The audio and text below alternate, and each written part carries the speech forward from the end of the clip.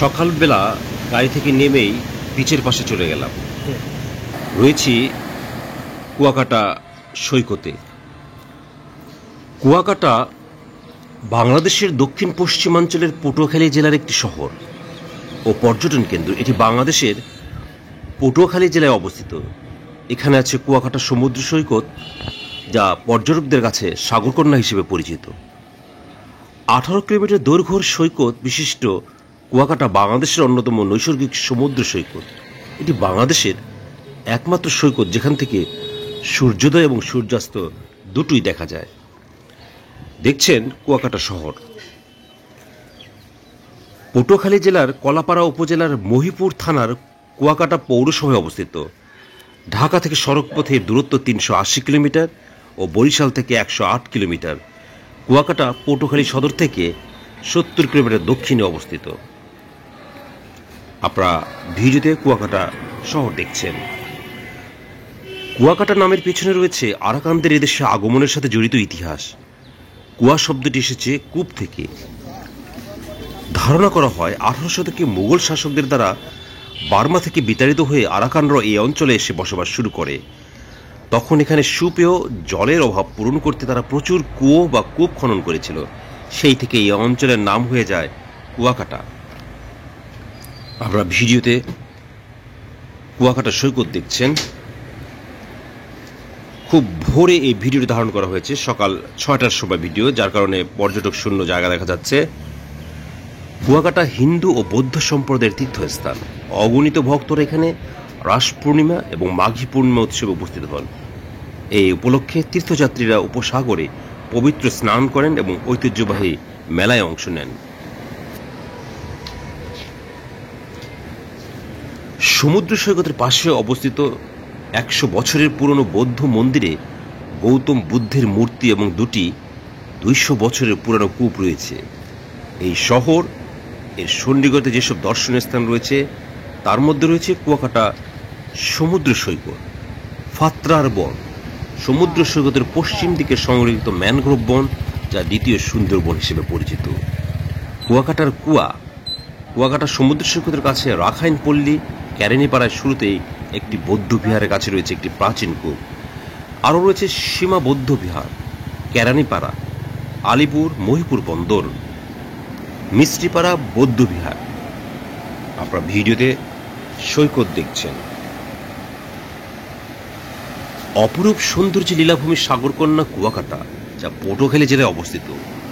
কুয়াকাটা দক্ষিণ এশিয়ার একমাত্র সমুদ্র সৈকত যেখানে দাঁড়িয়ে সূর্যোদয় ও সূর্যাস্ত অবলোকন করা যায়।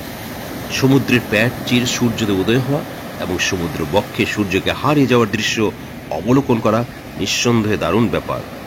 কুয়াকাটা বেড়িবাঁধ পেরিয়ে সমুদ্র সৈকতের দিকে যেতেই বাম দিকে ব্যক্তিগত উদ্যোগে মিউজিয়াম স্থাপন করা হয়েছে। এরপরেই কয়েক গজ দক্ষিণে ফার্মসের রয়েছে বিশাল নারকেল বাগান সহ ফল ও ফুলের বাগান। এই বাগানের মধ্যে স্থাপন করা হয়েছে বেশ কয়েকটি পিকনিক স্পটও। এই পিকনিক স্পট পরিদর্শনের পরে রয়েছে কাঙ্ক্ষিত 15 কিলোমিটার দৈর্ঘ্যের বিশাল সমুদ্র সৈকত। এই সৈকতের পূর্ব দিকে এগুলি প্রথমে দেখা যাবে। নারিকেল বাগান, সুন্দর আকৃতির ঝাউ বাগান। বন বিভাগের উদ্যোগে বিভিন্ন প্রজাতির ঝাউ গাছ লাগিয়ে সমুদ্র সৈকতের শোভাবর্ধন করা হয়েছে। এই নারিকেল ও ঝাউ বাগানের মধ্যে রয়েছে পিকনিক স্পট, যেখানে পর্যটকরা দল বেঁধে বনভোজনের অনাবিল আনন্দে নিজেদের একাকার করে তোলা। তার থেকে একটু পূর্ব দিকে আগালেই চর গঙ্গামতির লেক। সেখান থেকে একটু ভিতরের দিকে এগুলেই সৎসঙ্গের শ্রী শ্রী অনুকূল ঠাকুরের আশ্রম ও মিস্ত্রিপাড়া বিশাল বৌদ্ধ বিহার।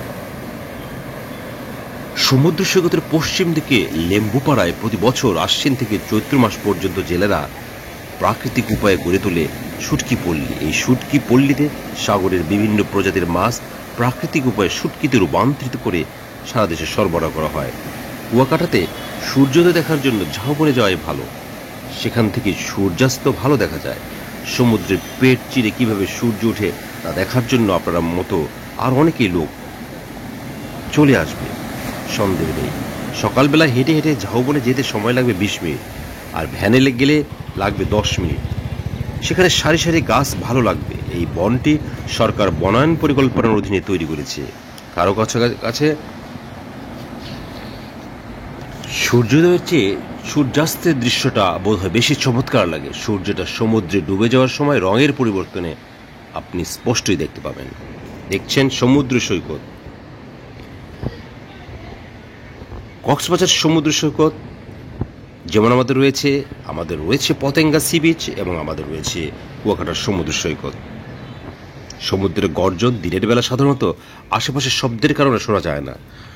সমুদ্রের যে একটা ভয়ঙ্কর রূপ আছে তা বোঝা যায় রাতে। যদি রাতে সমুদ্রের গর্জন শুনতে চান তবে অবশ্যই যেতে পারেন সেখানে। নিরাপত্তাজনিত কোনো ভয় নেই সেখানে, তবে সাবধানে থাকলে ভালো। রাতের সমুদ্রের গর্জন সত্যি ভয়ঙ্কর। সৈকতের কাছাকাছি কোনো হোটেলে থাকলে গর্জন হোটেল থেকেও শোনা যেতে পারে। এখানে প্রচুর হোটেল রয়েছে। দর্শনার্থী ও ভ্রমণ পিপাসীদের জন্য এই সৈকতে আছে ভাড়ায় চালিত মোটরসাইকেল ও ঘোড়া ভাড়া। সাধারণত দূরত্ব ও সময় অনুযায়ী হয়। কুয়াকাটার আশেপাশে বেশ কয়েকটি চর আছে, সেগুলি দেখতে আপনি যেতে পারেন স্পিডবোট ও ট্রলারে কিংবা ইঞ্জিন চালিত বড় নৌকায় করে।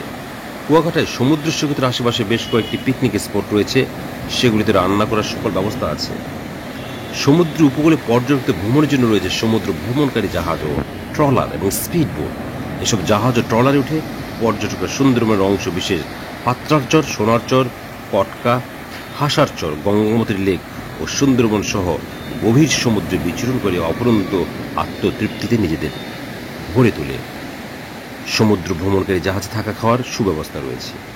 কুয়াকাটায় সীমিত সংখ্যক দোকান আছে, আপনি আপনার প্রয়োজনীয় ও শৌখিন জিনিসপত্র ক্রয় করতে পারবেন সেসব দোকান থেকে। দাম অপেক্ষাকৃত একটু বেশি হলেও অনেক নতুন নতুন আইটেম পাবেন। কুয়াকাটায় দেখার আরেক আকর্ষণ শুটকি পল্লী।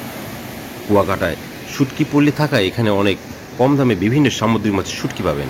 ইলিশ, রূপচাঁদা, হাঙ্গর, লইট্টা, শাপলা পাতা সহ অসংখ্য প্রজাতির